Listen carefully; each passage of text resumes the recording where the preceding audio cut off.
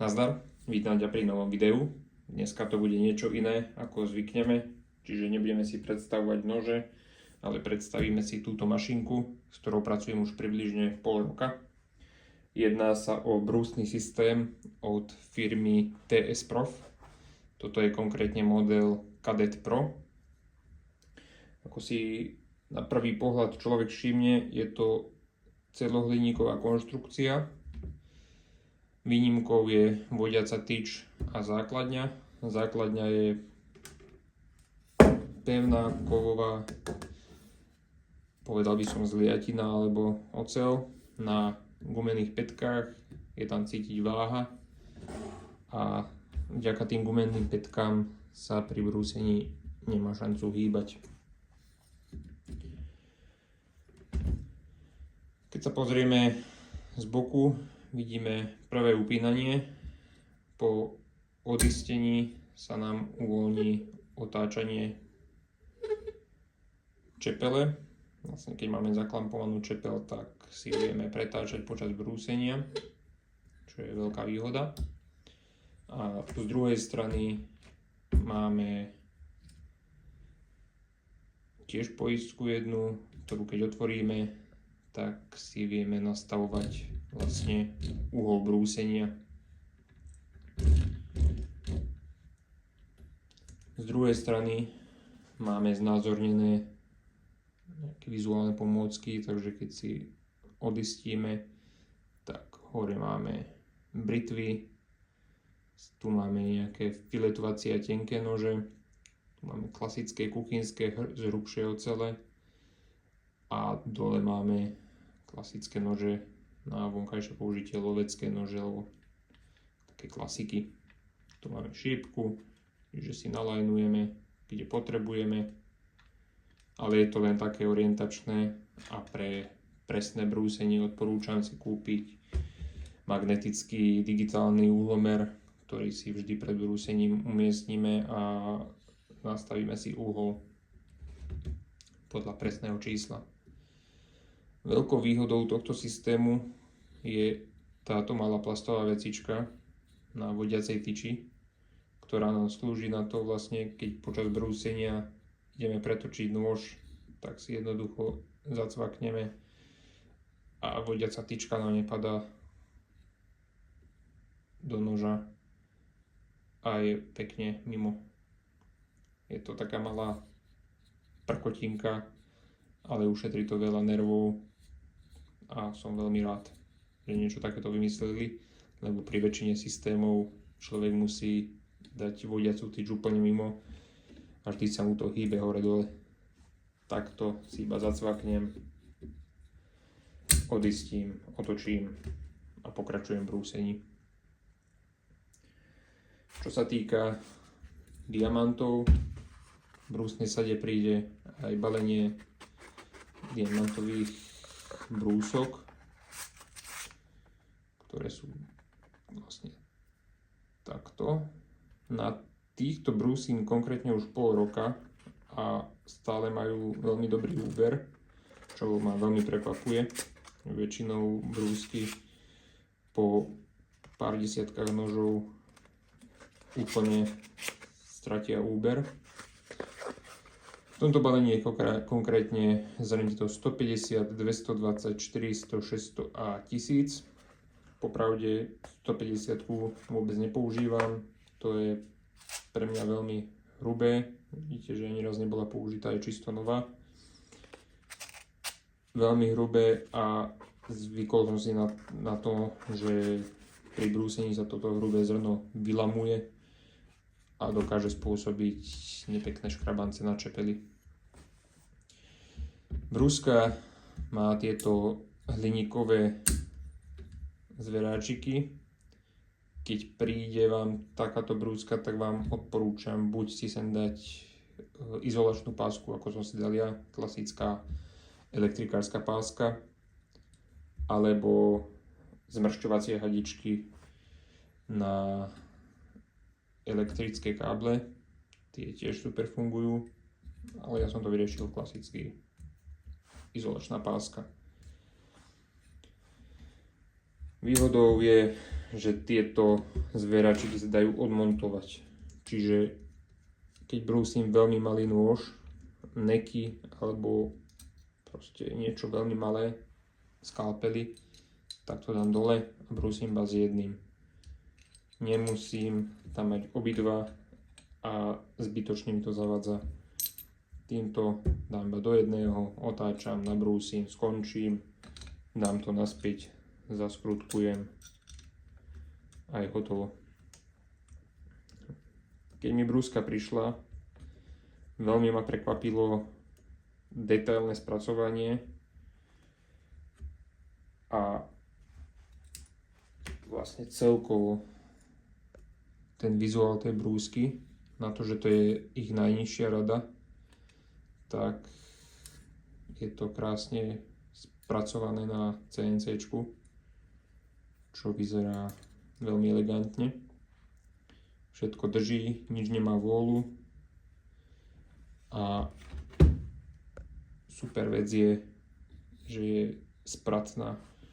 Čiže keď skončíte alebo potrebujete sa presťahovať, presunúť, tak to iba proste dáte dole, vyberiete, stlačíte, hop, brúska je rozložená. Žiadne maturovanie ani nič. Aj tyčka sa dá ešte rozložiť vlastne na dve časti, stačí toto odskrutkovať, vytiahnuť a máte. Čiže rýchle zloženie, žiadne maturovanie, zacvaknúť z vrchu, vlastne nasadiť.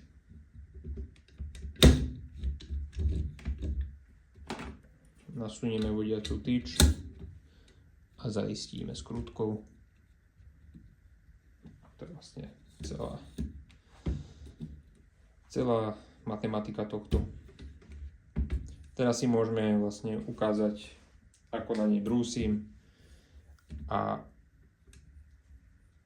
ešte vám môžem ukázať nejaké tie moje tipy a rady ohľadne toho. Takže máme tu nôž, ktorý som čerstvo dneska vyrobil a dokončil.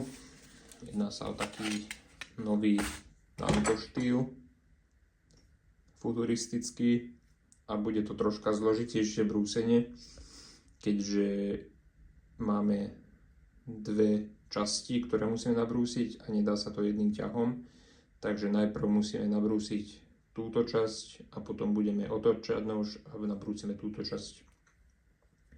Nôž som si predom pretiahol na pásovej brúske, aby som si vytvoril fazetku a zbytočne som nedral diamanty. Takže preto som si na 120 páse na jemnej rýchlosti vybrúsil fazetku tak, aby mala základný tvar. A teraz už iba na diamantoch to dokončíme do správnej ostrosti. Ak sa zamýšľate na to povrchovou úpravou, tak je to schválne takto. Jedná sa o post-apo nôž, ktorý má priznané stopy po brúsení a je vyleptaný v chloride železitom, ktorý bol napeňovaný a tým nám vytvorí takúto štruktúru, ktorá je bodkovaná, bublinkovaná. Je to novinka, čo som skúšal a pri týchto post-apo nožoch to má takú svoju hĺbku. Takže zoberieme brúsny systém, vložíme nôž a dávame pozor na dve veci, aby sme mali približne rovnako ďaleko začiatok ostria od druhého konca. A druhá vec, aby bolo v rovine. Aby sme nemali takto, ale bolo v rovine. Takže približne to dáme a utiahneme jedno, teraz si nastavím druhé, vidím, že to je v poriadku. Hop, tak môžeme zatiahnuť. Dotiahnem jedna, druhá, vyskúšam, nôž sa nehýbe, je tam napevno. Teraz začneme s diamantmi, takže vyberieme si druhú najnižšiu zrenitosť, čo je 220. Ako som spomínal, 150 vylúčujem u mňa, takže začíname 220. A zaklapneme to do brúsky jednoduchým spôsobom. Z každej strany sú zúbky, ktoré vložíme. Hop. A drží tam. Ďalšia dôležitá vec na predĺženie životnosti diamantov je ich mať navlhčené, mokré, alebo používať brúsny olej. Ja používam klasickú vodu. A ďalšia vec, ktorá pomáha tomu, že keď brúsite a veľmi blízko sa pozeráte na ostrie, aby ste videli, tak nevdychujete ten hnusný oceľový prach, ale voda to vždy zmije a zalepí, takže nič vám tu nepráši. Aj keď brúsite doma v byte, tak nemáte všade prach a čiastočky z brúsenia, ale proste sa to uchytí tu na spodku diamantu a potom to pretrete handričkou. Takže zoberieme troška na prsty vody, navlhčíme a začneme brúsiť. Vlastne tieto prvé zrenitosti najhrubšie brúsime klasika hore-dole, až pokiaľ sa nám na spodku ostria nevytvorí otrep a potom budeme otáčať. Dobre, a vy ste zistili, že máte dobre nabrúsenú jednu stranu, stačí vám k tomu iba nechet a priložíte zo spodu ostria opatrne, potiahnete hore a keď sa vám zachytí o otrep, tak cítite, že tam je. A tedy viem, že mám vlastne dobre nabrúsenú jednu stranu. Keď to mám, tá klasika, odsvaknem, otočím nôž, zacvaknem a pokračujem na druhej strane. Rovnako ako na prvej, do momentu, kedy mi tam vznikne otrep.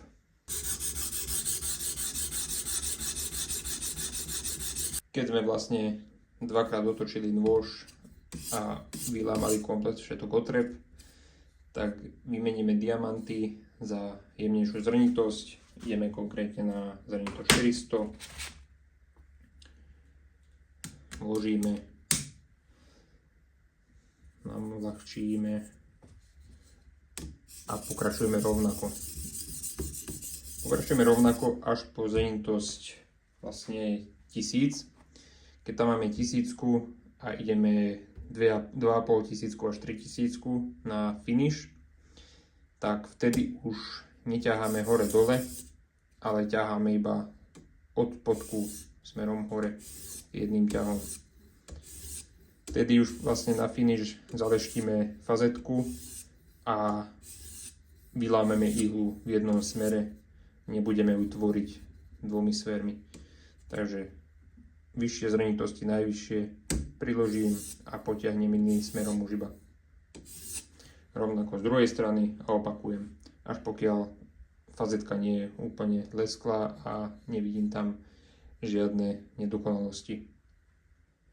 V tejto fáze mám fazetku vyťahnutú po 2500 zrenitosť, takže teraz túto časť máme hotovú a ideme na túto vrchnú, takže musím vybrať nôž so zveráčikou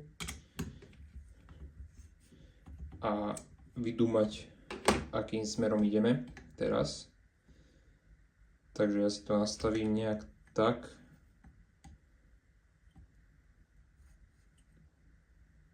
Približne takto. Proste tak, aby som vedel ľahko brúsiť túto časť. To si zatiahneme a budem si upravovať iba tento druhý. Dám si tam na skúšku jeden diamant 220. Urobím si pár pretiahnutí a vidím, kde mi to brúsi, že mi to brúsi veľmi vysoko. Takže si to ešte musím troška znížiť. Tak, približne.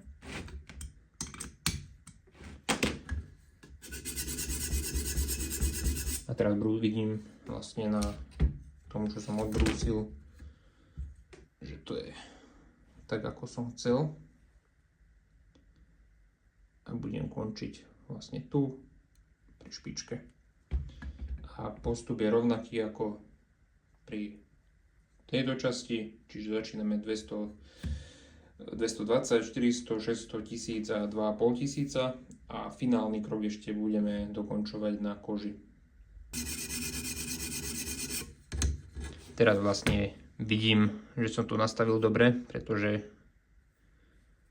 mi to končí presne v tom schodíku, v tom zlome, a tak som to presne plánoval, aby to bolo presne vypočítané jedno liaté ostrie a nebolo tak, že by sa to potiahlo až za ten schodík a vytvoril by mi tam nejakú nepeknú vlnku. Takže teraz to iba dokončím, pozrenitosť 2500 a finišujeme. Takže fazetku máme dokončenú. Krásne sa nám leskne. Je to pozrenitosť 2500 na dve fázy brúsené, prvá fáza, druhá fáza.